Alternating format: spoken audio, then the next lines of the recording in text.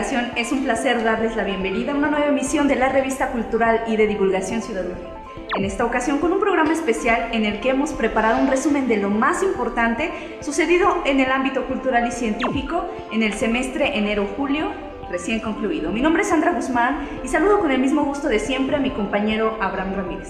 ¿Cómo estás, Abraham? Muchas gracias, Sandra, y un gusto estar compartiendo contigo esta edición especial de nuestra revista Ciudad UG, la cual estará pasando por nuestro streaming de televisión y redes sociales. ¿Y qué te parece? Sin más preámbulo, comenzamos con esta edición. Para iniciar con los contenidos más relevantes generados a lo largo de 10 emisiones de esta revista, vamos a recordar en nuestra sección Texturas la cobertura especial que tuvimos la oportunidad de realizar durante la Feria Nacional del Libro de León 2017, realizada del 28 de abril al 7 de mayo pasados en el Poliforum de León. En esta edición de la también llamada Penal, realizamos un recorrido para conocer la oferta editorial que se ofreció y platicar además con algunos de sus protagonistas. Y bien, nos encontramos en el Poliforum de la Ciudad de León, donde está llevando a cabo la Feria Nacional del Libro de León en su 17ª edición. Así es, Abraham. Esta Feria del Libro se lleva a cabo desde el año de 1990. Desde el año de 1990 ha sido uno de los eventos literarios y editoriales más grandes de todo el Bajío. Esto ha implicado que la generación de su programa mantenga un estatus de calidad. Así es, y por lo mismo podemos encontrar diversas firmas editoriales de gran nivel, como Fondo de Cultura Económica, Librerías Gandhi y por supuesto la Universidad de Guanajuato no podría faltar en esta feria. Contando también que hay gran participación de compañías de danza, de teatro y de música, pero los invitamos a que nos acompañen en el recorrido que estaremos haciendo en la Feria Nacional del Libro de León, Guanajuato.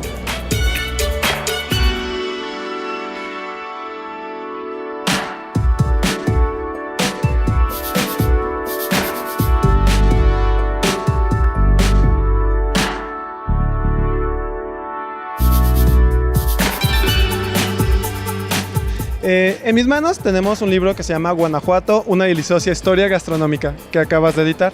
¿Nos podrías hablar un poco sobre el contenido de este libro? Claro que sí, bueno, muchas gracias.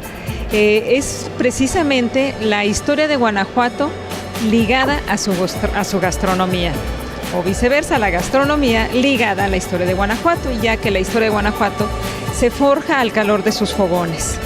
Y se hizo una recopilación, investigación y recuperación de recetas tradicionales del estado de Guanajuato, desde recetas prehispánicas, pasando por la etapa virreinal, donde ya se hace una fusión de cocinas y obviamente los indios sabios supieron integrar esos ingredientes a su cocina y surgieron platillos pues riquísimos. Somos nosotros editores, participa José Alfredo Hernández como historiador, por eso se llama una deliciosa historia gastronómica, porque te digo, va de la mano la gastronomía con la historia, porque además, bueno, se sucede con los diferentes eventos importantes que hubo en este estado, que es desde, te comentaba, la época prehispánica, que por cierto, Guanajuato es el único estado de la República Mexicana que aún cuenta con una misión chichimeca. Y en esta misión chichimeca todavía la cocina se hace de caza y recolección. Todavía se come la rata, la onza, el tlacuache, el coyote. De ahí seguimos a la época virreinal, donde te decía ya la fusión de cocinas, después el imperialismo y bueno, el afrancesamiento de la gastronomía, donde hasta las vajillas cambian, la disposición de la mesa, el cristal, la plata.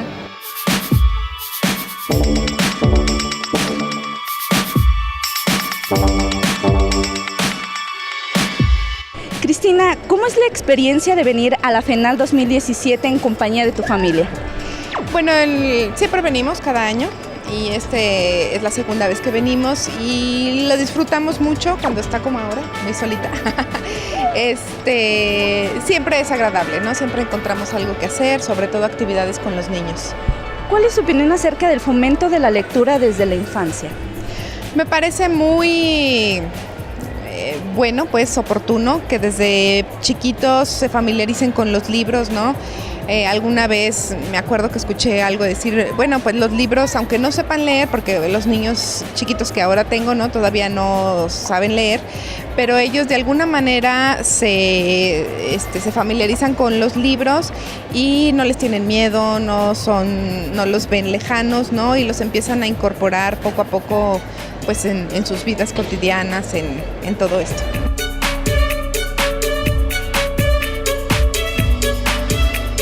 De esta manera concluimos el recorrido que hemos hecho aquí en la FENAL en su edición 2017, sin duda el evento literario y de edición más importante de todo el Bajío. Así es, y les recordamos a ustedes, amigos televidentes, que si ustedes buscan adentrarse al mundo de la lectura, no dejen de acudir a la biblioteca y librería más cercana. Hasta la próxima.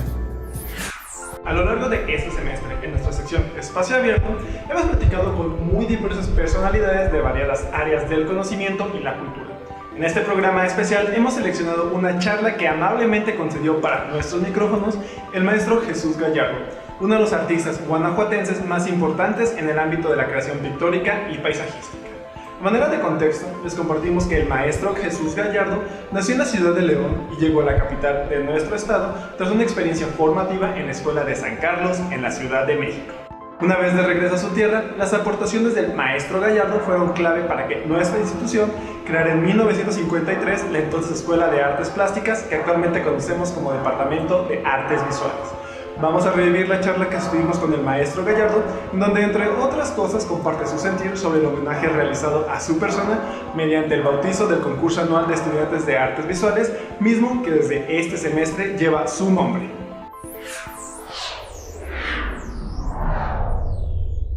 Esto comenzó en el año de 1953 o 54, si mal no recuerdo, cuando era rector el licenciado Antonio Torres Gómez. Entonces, yo venía solicitando, terminaba yo mis estudios en la Escuela de San Carlos y venía yo solicitando una beca. En ese tiempo no había ningún estímulo para nadie en el estado de Guanajuato. Y me dijo que pasaron unos meses, me dijo que no había este tipo de cosas, y después me propuso que si iniciáramos con algún taller. Le digo, licenciado, es que yo no soy profesor de nada. Pero a ver, dígame si le interesa o no. Y luego me regresé a México y dije, bueno, realmente es una oportunidad. Y tengo la oportunidad de vivir en Guanajuato con el paisaje a un paso. Entonces, por el paisaje y esa propuesta que yo tomé, y el licenciado también, porque yo no tenía ni obra que me respaldara, ni nombre, nada absolutamente, y él confió en mí, y mira hasta dónde derivó. Después fue el taller de grabado, después se fue ampliando a escuela de nivel medio y total hasta desembocar en lo que es ahora la institución. Pero así fue el inicio. En ese tiempo era el licenciado Torres Gómez, Antonio Torres Gómez, el rector, y me dijo que no había ningún estímulo para ninguna carrera a los egresados de cualquier parte. Y yo que era, aunque era de aquí de guanajuatense, no hubo ese estímulo, o no había para nadie. Entonces me ofreció la posibilidad de iniciar con un taller de dibujo y de pintura, y le digo, licenciado, es que yo no soy profesor, mi actividad es para pintar. Dice, pues piénselo. Pasaron 2-3 meses, y después yo estuve reflexionando que Guanajuato ya me interesaba mucho por su paisaje. Yo había venido a Guanajuato hace mucho tiempo. Aquí vivieron unos familiares, y me interesó mucho el entorno de la ciudad, y dije, me quedo porque tengo todas las mañanas libres para trabajar el paisaje, y así fue. Después, el licenciado Armando Olivares compró la primera prensa calcográfica para grabado, hicimos algunas ediciones. Posteriormente traje algunos grabadores invitados para que nos dieran unos cursos de grabado en metal, y así se fue desarrollando hasta que cumplí los 32 años en la universidad. Estando en la Escuela de San Carlos, tuvimos maestros muy importantes, como el maestro Chávez Morado. Yo estuve en el taller de pintura con él 2 años, con el maestro Antonio Rodríguez Luna, en dibujo de figura humana, con el maestro Luis Agún, con Alvarado Lang, el grabador, con el escultor Ignacio Asúnzolo, con el doctor Dublán en anatomía. Era una escuela en ese tiempo, en el año 47, creo que estaba conformada por un grupo de maestros de calidad y que cuando menos a mí me aportó aspectos fundamentales que son los que me han servido para poner en práctica lo que aprendí allá. Mis paisajes es el resultado de la enseñanza esta. Aparte de una cosa, con el maestro Chávez Morado era la tendencia en aquella época de un nacionalismo en la pintura. Y a mí me interesó mucho este tipo de situaciones porque era el momento histórico de voltear hacia nuestro país y por otra parte interpretar el paisaje de esta región, porque normalmente se pintaba el Valle de México porque ahí estaban las escuelas de arte. Entonces ven ustedes cómo Landesio, Velasco, el doctor Lastra y toda la gente pintó el Valle de México porque estaban ahí las escuelas. Y acá no había ningún paisaje, ningún pintor venía a Guanajuato o a alguna parte a trabajar acá en la provincia. El único que hizo alguna cosa fue Goite, que hizo en Zacatecas 2 que 3 paisajes, pero nada más, vivieron todos en México. Entonces la razón por la cual yo hago el paisaje de Guanajuato es porque aquí vivo, es la razón. Y me encuentro con realmente un paisaje muy interesante, en sus rocas, en sus atmósferas, en todo lo que implica toda la geografía guanajuatense. Soy Luis Felipe Guerrero Agripino, profesor del Departamento de Derecho de la División de Derecho, Política y Gobierno del Campus Guanajuato. Actualmente soy rector general de la Universidad de Guanajuato. Estás viendo Ciudad UG. El pasado mes de mayo, en el marco del 27º Coloquio Cervantino Internacional, Ciudad UG conversó con el doctor Christian Duverger, reconocido investigador internacional de la Universidad de Sorbona en París. Sus principales áreas de especialización han estado relacionadas de manera estrecha con México.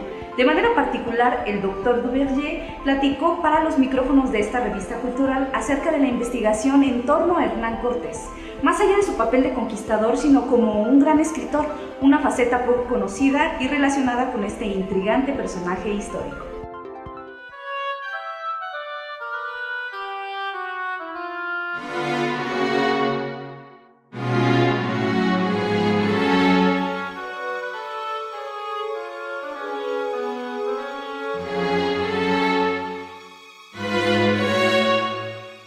Este año los organizadores decidieron de hablar de la historia mexicana, del papel de Cortés como escritor, porque la verdad es que conocemos todos la actuación de Cortés como conquistador y a veces matador de indios y matador de la cultura indígena, pero la verdad es que Cortés es una personalidad más compleja, más rica y tiene una dimensión literaria y lo que se cuestiona aquí es esa dimensión literaria de Cortés, no solamente a través de sus cartas de relación, pero también a través de la historia verdadera de la conquista de Nueva España, que normalmente se atribuye a Díaz del Castillo.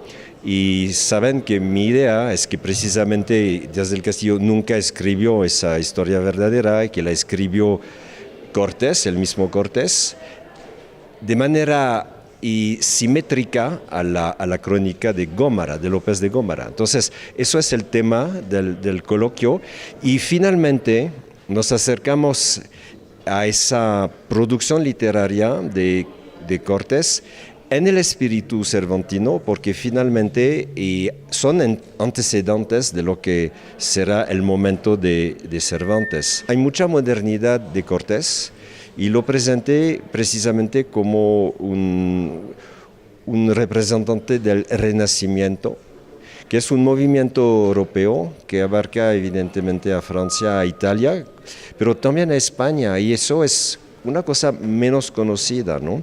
Y Cortés, como actor de este movimiento de espíritu, creo que es una cosa inédita, ¿no? Y que es poco conocida en México. Entonces, por eso considero que la invitación de Cortés escritor en este coloquio cervantino es una buena cosa, porque podemos descubrir una faceta muy desconocida del conquistador. El mestizaje es una manera de dibujar el humanismo del siglo XVI. Es una de las variantes del humanismo. Y no es una visión despectiva del otro. Entonces, y Cortés fue un apóstol, ¿no? Podríamos decir, del mestizaje. Entonces, todo eso creo que cambia la manera de pensar la historia mexicana. Y aquí lo pensamos a partir de la entrada literaria, porque básicamente es un coloquio literario, ¿no? El coloquio cervantino se trata de literatura, pero no está fuera de lugar Cortés, que escribió muy bien, y que también fue una especie de consejero literario de Gómara, porque proporcionó muchas informaciones de la conquista a López de Gómara, el cronista. En nuestra sección Examen Final, estudiantes de nuestra institución han compartido con nosotros sus investigaciones y actividades de emprendedurismo. Para esta emisión especial, recordaremos las actividades de alumnos de la División de Ciencias de la Salud del Campus León, que desarrollan actividades de investigación diseñadas para mejorar los tratamientos en pacientes con padecimientos y enfermedades de hígado graso.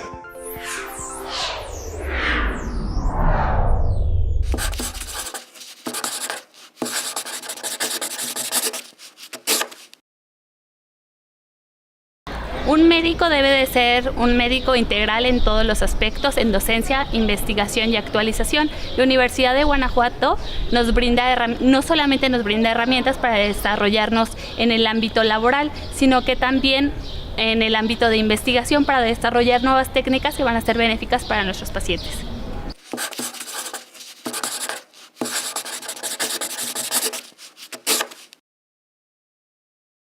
Mi investigación es un trabajo multidisciplinario que se realizó en conjunto con el Hospital General Regional de León, en la cual investigamos hígado graso. Como ya sabemos, el hígado graso es un problema de salud pública que ha ido en aumento debido a los cambios alimenticios que hemos tenido, que las personas nos hemos vuelto más sedentarias.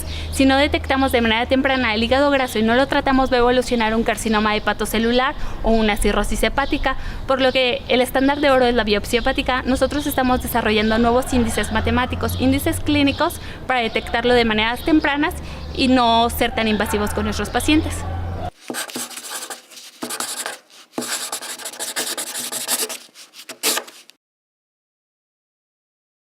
La manera tradicional, el estándar de oro viene siendo la biopsia hepática, pero puede tener riesgos de complicaciones para nuestros pacientes. Por eso nosotros con estos nuevos índices disminuiríamos riesgos al que se someten a los pacientes.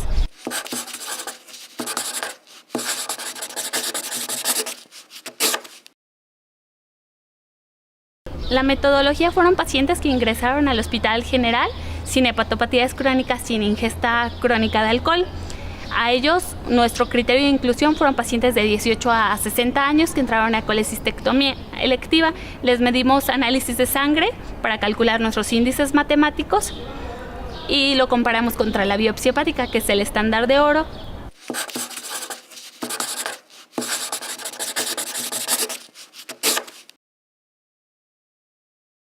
El resultado, estos índices son utilizados en otros países. Nosotros necesitamos ampliar nuestra muestra y adecuarlos a la población mexicana.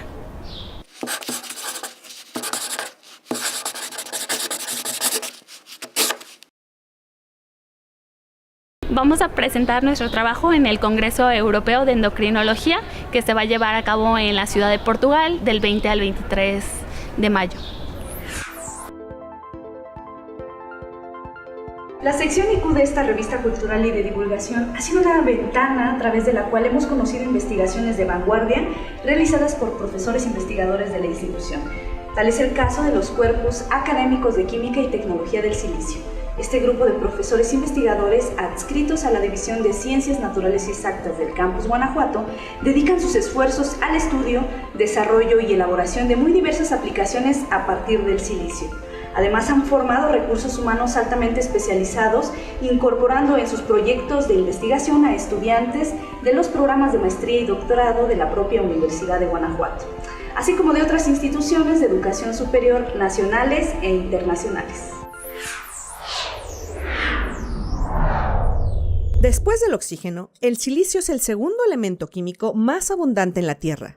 Podemos encontrarlo en un sinnúmero de materiales e industrias, ya que, entre otras aplicaciones, es utilizado para la fabricación de transistores, circuitos integrados, vidrio, barnices, esmaltes, cemento y porcelana, así como en la industria médica, del acero, tratamiento de aguas residuales y en la conservación de monumentos y recintos históricos. El doctor Jorge Armando Cervantes Jáuregui es profesor del Departamento de Química en la Universidad de Guanajuato y cuenta con una destacada trayectoria como investigador en el estudio y aplicaciones del silicio. Este elemento, para que la gente lo conozca, pues es el silicio, es el protagonista, digamos, de esta historia. Pero este silicio, ¿de dónde proviene? Pues proviene de muestras como aquí tengo esta hermosa piedra que es cuarzo, que todo el mundo conoce el cuarzo. Este es cuarzo natural, de muy alta pureza, pero que en realidad el esfuerzo energéticamente hablando para pasar de este cuarzo a este silicio es impresionante, porque se necesita disociar la unión entre dos elementos químicos, que es el silicio y el oxígeno. El cuarzo está formado por silicio y oxígeno. La unión química más fuerte que hay en la naturaleza. Entonces requiere alrededor de 1700 grados en una atmósfera muy complicada. Es un proceso que demanda gran cantidad de energía para poder llegar al silicio. Entonces aquí tenemos al silicio aislado del oxígeno. En su entidad académica, el doctor Cervantes Jáuregui encabeza el denominado Cuerpo Académico de Química y Tecnología del Silicio. Se trata de un consolidado grupo de profesores investigadores especializados en el desarrollo y elaboración de muy diversas aplicaciones a partir de este elemento químico. Una de las líneas de investigación sobre las que se trabajan en el cuerpo académico es el desarrollo de compuestos de silicio para su aplicación en problemas de conservación arquitectónica. La sílice a nivel nanométrico son pelotitas que se forman a partir de la condensación de precursores de silicio, ¿sí? Estos precursores son compuestos que cuando yo hago procesos de síntesis, lo que estoy haciendo es que estos compuestos primeramente los hidrolizo, que es un proceso químico, la hidrólisis, y luego los condenso, que también es un proceso químico, ¿no? Es hacer una polimerización, ¿sí? Este precursor de silicio termina formándome sílice, es decir, el dióxido de silicio. Y esa sílice, cuando se condensa en forma de partículas, es la forma en la que le estamos dando el camino hacia la conservación del patrimonio arquitectónico. ¿Por qué tiene que ser de nivel nanométrico? Porque obviamente al embeber esta sílice en los materiales pétreos, yo tengo que hacer que esa sílice se acomode en pequeñas grietas, pequeños poros de mi material pétreo y que le confiera propiedades estructurales que le permitan tener en ese material pétreo cierto nivel de hidratación, pero que no exceda los límites, y cierto nivel de resistencia mecánica. Para la resistencia mecánica, ahí sí se funcionaliza la sílice. ¿A qué voy con esto de funcionalizar? Es algo muy simple. Es como tener una pelotita, una esferita, y a esa pelotita le puedo poner en la superficie otras capitas, o le puedo poner hilitos a la pelotita de materiales también de silicio, ¿sí? Esos materiales pueden ser cadenas de silicio, siloxanos, que ese es el enfoque básico de este laboratorio, y con ello conferirle ciertas propiedades mecánicas que le van a permitir a esa sílice soportar mayores esfuerzos. Es decir, que a la hora que la piedra tenga procesos en los que incorpore agua y después se seque, o al incorporar agua, esta agua se hinche, le permitan a esa pelotita resistir los esfuerzos y que la piedra no se fracture. En coordinación con profesores de otras áreas del conocimiento de nuestra institución, como la arquitectura, la biología y la geología, las investigaciones del cuerpo académico buscan aplicar sustancias sintetizadas en el laboratorio para prolongar la vida de las rocas que componen monumentos históricos en la ciudad de Guanajuato, como es el caso de la Basílica Colegiata de Nuestra Señora de Guanajuato, el monumento a Sóstenes Rocha y el Templo de Belén. Antes de que puedan desarrollarse las aplicaciones de silicio para utilizarse en la conservación de los monumentos, los investigadores universitarios deben realizar pruebas con diversos materiales. Dentro de mis funciones es realizar las pruebas para los materiales antes de ser tratado y después de ser tratado. Una de las pruebas que son fundamentales es el envejecimiento acelerado que se le hace a las muestras, en este caso de canterías, y posteriormente con la incorporación a lo que es el estudio de posgrado, hemos ingresado a lo que es el estudio de materiales de tipo calcáreo. La doctora Viridiana Reyes Zamudio se ha especializado en el estudio de organismos llamados microbiotas, que se encuentran en las piedras de los monumentos de la ciudad de Guanajuato. Estas rocas son de origen volcánico y debido a su rugosidad y porosidad son propensas a que los microorganismos provoquen su deterioro y fractura. Lo que provocan justamente al estar viviendo y al estar alimentándose de los elementos que tienen las rocas, lo que provoca son daños, son deterioro. Entonces pueden incluso fracturar la roca, pequeñas microfracturas, aumentar la porosidad de la roca y entonces seguir deteriorando, ¿no? Porque al ir fisurando la roca, al ir incrementando la porosidad, pues entonces hay mayor lugar para habitar la roca. Esto es, digamos, son estudios específicos, muy específicos, que no se realizan en México a pesar de la gran riqueza que tenemos de monumentos. Son pocos los grupos que realizamos este tipo de estudios y el hecho es que son muy específicos porque para poder identificar los microorganismos, tradicionalmente lo que se hacía es utilizar técnicas clásicas de microbiología, que es tomar muestra, crecer el microorganismo y después hacer la identificación por pruebas bioquímicas o tinciones. Y entonces se ha comprobado en el mundo que hacer esto no logra identificar la gran complejidad de microorganismos que habitan las rocas. Se tienen que utilizar técnicas más avanzadas que en las últimas décadas se han implementado, que se conocen como técnicas de biología molecular.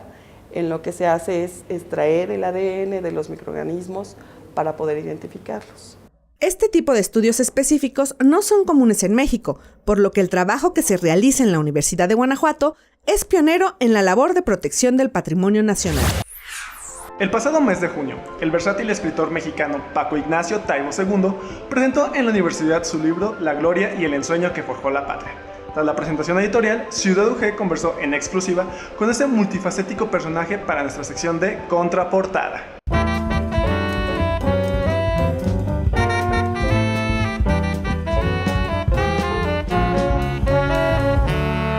Patria es la historia de un periodo revolucionario que dura 14 años. Hasta ahora poco estudiado, mal estudiado, borrado por una historia muy a lo lejos, distanciada, burocrática, fría, que es la Revolución Liberal. Yo creo que la verdadera independencia de México empieza con la lucha contra la última dictadura de Santana, su caída, la Constitución del 56-57, la Guerra de Reforma, la invasión tripartita franco-anglo-española, la intervención francesa y la guerra contra el imperio de Maximiliano. O sea, son 14 años de una intensidad enorme. El libro lo que hace es recuperar, en términos de la historia y también la gran riqueza anecdótica de la época y los personajes claves de una generación liberal que, bueno, como sugiere el título, hicieron patria. El libro te persigue diciendo, cuéntame, la sensación de vacío respecto a esta época, el de si a mí me interesa tanto, ¿por qué no me lo habían contado bien antes? La idea lo puedes contar bien a otros. Y por otro lado, y esto remataba la historia, el paralelismo en negativo de ciertas cosas de la revolución liberal con el presente. La entrega, la voluntad de sacrificio, la vitalidad, el honor, el desprendimiento, la rectitud, la honradez, el puritanismo en lo económico de esa generación contrastado con el desastre de los que nos gobiernan hoy. Y bien, para finalizar con esta emisión especial de su revista cultural y de divulgación Ciudad UG, hemos seleccionado de nuestra sección Lectores una cápsula que nos muestra los aspectos sobrenaturales de la obra de Macbeth, escrita por el incomparable William Shakespeare. Así es, Abraham, y es precisamente con esta cápsula con la que damos cierre a nuestro programa. Les recordamos que esta y otras producciones de Televisión UG pueden ser vistas a través de nuestro canal de streaming y por nuestras redes sociales. ¿Se quedan con Lectores? Hasta la próxima.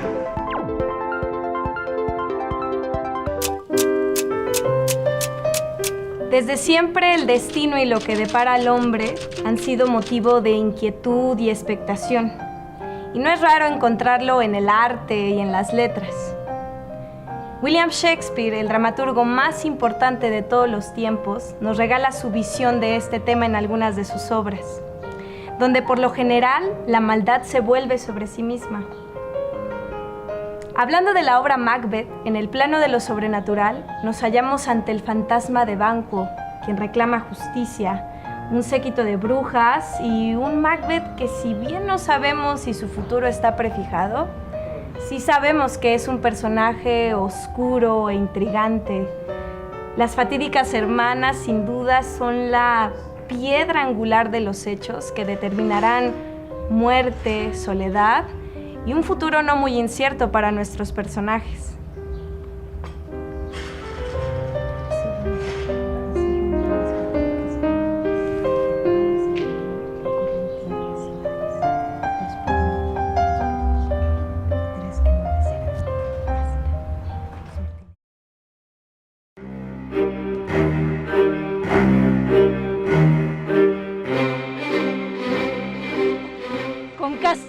En la falda, la mujer de un navegante masticaba y masticaba.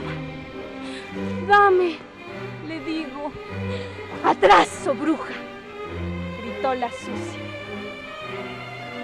Su marido se fue a Alepo, capitán del Tigre. Navegaré en un sedazo y como rata sin rabo, yo gozaré y gozaré.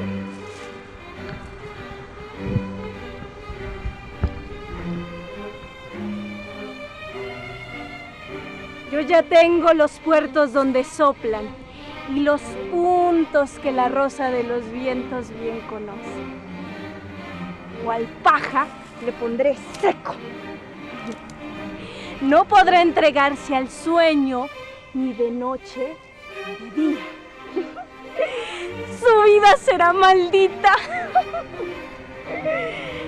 En pena, un mes y otro mes.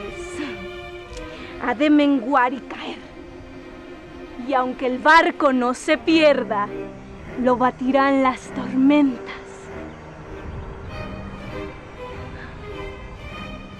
¡Tambor! ¡Tambor! Macbeth llegó.